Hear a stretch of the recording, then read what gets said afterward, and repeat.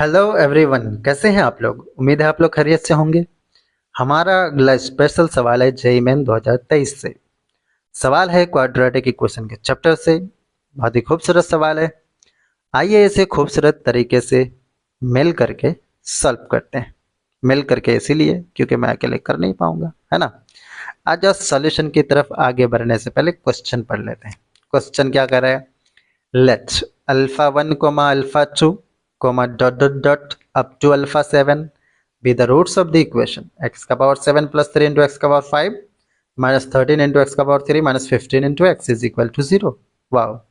And modulus of alpha 1 greater than or equal to modulus of alpha 2 greater than or equal to dot dot dot greater than or equal to modulus of alpha 7 then alpha 1 into alpha 2 minus alpha 3 into alpha 4 plus alpha 5 into alpha 6 is equal to blank। क्या मतलब हुआ सवाल का। क्या सवाल देख करके डर तो नहीं गए ना। ऐसे डरने की बात नहीं है। आपको तो पहले से ही पता होगा, डर के आगे जीत होती है ना। चलो भाई, इसी डायलॉग को ध्यान में रखते हुए इस क्वेश्चन से टकराते हैं। सवाल क्या कह रहा है। सवाल कह रहा है कि इस इक्वेशन का 7 रूट है, यानी 7 रूट्स अल्फा 1 से लेकर अल्फा 7 तक। ठीक है ना। अब ध्यान से देखो, फिर कह रहा है कि सभी रूट्स के मॉडुलस में ये रिलेशन है। फिर आगे हमसे पूछा जा रहा है इस एक्सप्रेशन की वैल्यू। क्लियर है ना। तो मिशन क्लियर है। क्या क्लियर है भाई। ये मार्स मिशन नहीं है, इस एक्सप्रेशन की वैल्यू निकालने का मिशन है। तो मिशन क्या क्लियर है कि पहले इस इक्वेशन को सॉल्व करो। इससे अल्फा 1 से लेकर अल्फा 7 तक सभी रूट्स की वैल्यू हमें मिल जाएंगी, और जब अल्फा 1 से लेकर अल्फा 7 तक सभी रूट्स का मान हमें पता चल जाएगा, तब यहां पर अल्फा 1 से लेकर अल्फा 6 तक सब की वैल्यू को रख करके हम इस एक्सप्रेशन की वैल्यू निकाल पाएंगे। क्लियर है कि नहीं है ना क्लियर। आ जाओ सॉल्यूशन की तरफ। तो हमें जो इक्वेशन दिया गया है सॉल्व करने के लिए वो है x का पावर 7 प्लस 3 इंटू एक्स का power 5 minus 13 into x cube minus 15 into x is equal to 0। Oh my god, x का पावर 7। हम लोगों को तो बचपन से क्वाड्रेटिक पढ़ाया गया था। साला ये दुख खत्म का ही नहीं हो रहा है, पता नहीं। चलो इसे इक्वेशन 1 मान लेते हैं।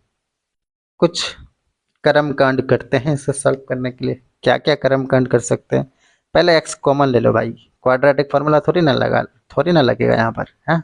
x का पावर 7 है तो x कॉमन लेंगे तो x इंटू एक्स का पावर 6 प्लस 3 इंटू एक्स का power 4 minus 13 into x square wow minus 15 is equal to 0 हो जाएगा। अब दो फैक्टर का प्रोडक्ट अगर 0 है, इसका मतलब या तो दोनों फैक्टर 0 होगा एक साथ। अगर ऐसा नहीं हुआ तो या पहला फैक्टर 0 होगा या दूसरा फैक्टर 0 होगा, है ना। तो दोनों फैक्टर तो इक्वल है नहीं, इसलिए दोनों एक साथ 0 होगा नहीं। इसका मतलब या तो पहला फैक्टर 0 होगा या दूसरा फैक्टर 0 होगा। पहला फैक्टर को 0 के बराबर करेंगे तो x बराबर 0, एक पहला रूट मिल जाएगा। अब देखो, और दूसरा फैक्टर को 0 के बराबर करेंगे तो x का पावर 6 प्लस 3 इंटू एक्स का power 4 minus 13 into x square minus 15 is equal to 0, ये इक्वेशन मिलेगा। एक रूट ऑलरेडी इधर मिल चुका है। अब इस इक्वेशन को सॉल्व करके 6 रूट निकालना पड़ेगा, है ना। 6 डिग्री का है तो 6 रूट होगा। फिर से एक क्वाड्रेटिक तो है नहीं, है ना।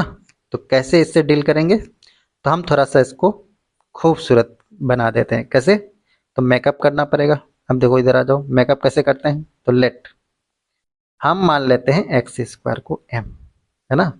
अब देखो मेकअप के बाद ये कितना खूबसूरत लगने वाला है। ये लगेगा m क्यूब हो जाएगा यहाँ पर, माइनस 3 इंटू एम स्क्वायर हो जाएगा माइनस 13 इंटू एम, है ना, माइनस 15 इज इक्वल टू 0। अच्छा यहाँ पर प्लस होगा, ठीक है ना। ये इक्वेशन बन जाएगा।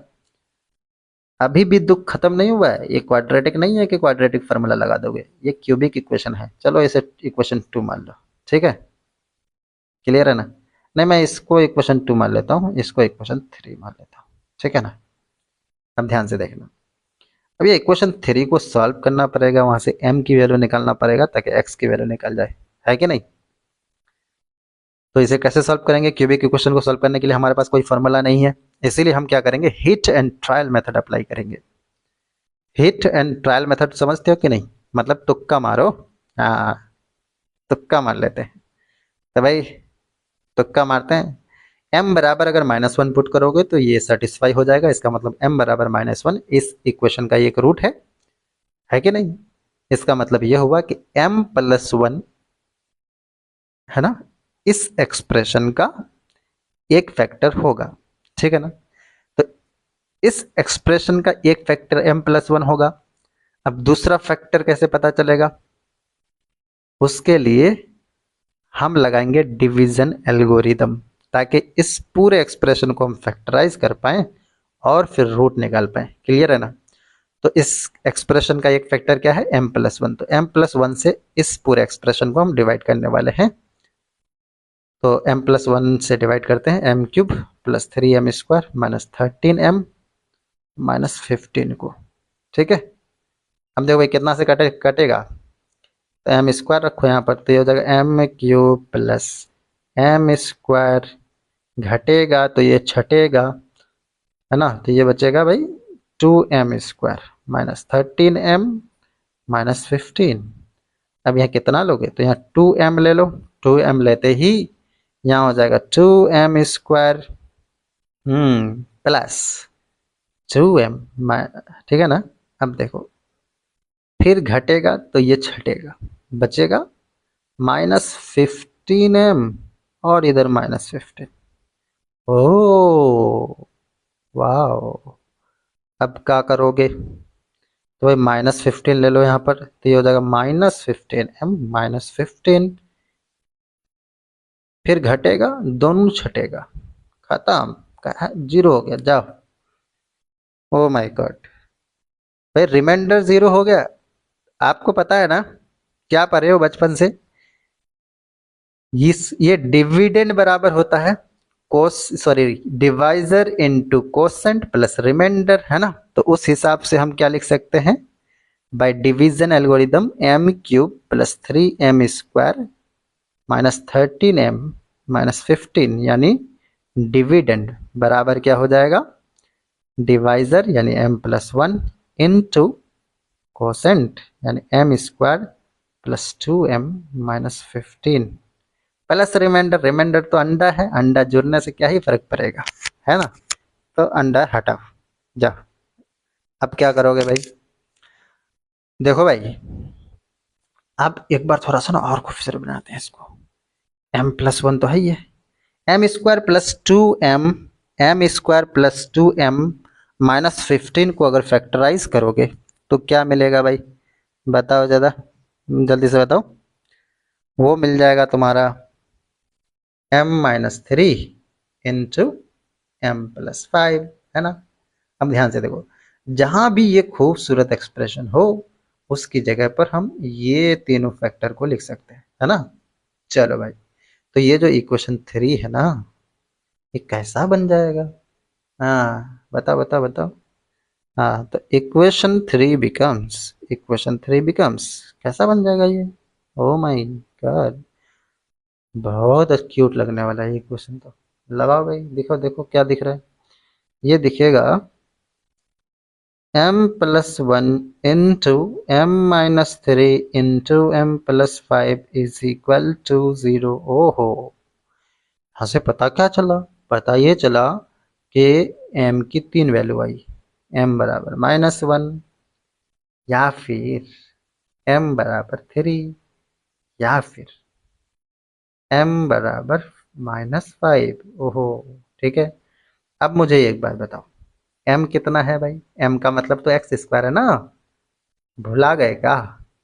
भाई m किसको माने थे, x² को, तो यहाँ से x² बराबर -1 हो गई, यहाँ से x² बराबर 3, यहाँ से x² बराबर -5। ओहो, यहाँ से x बराबर प्लस माइनस आयोटा आई, यहाँ से x बराबर प्लस माइनस अंडर रूट 3, यहाँ से x बराबर plus minus under root 5 I, I for iota. 7 root मिल गया क्या?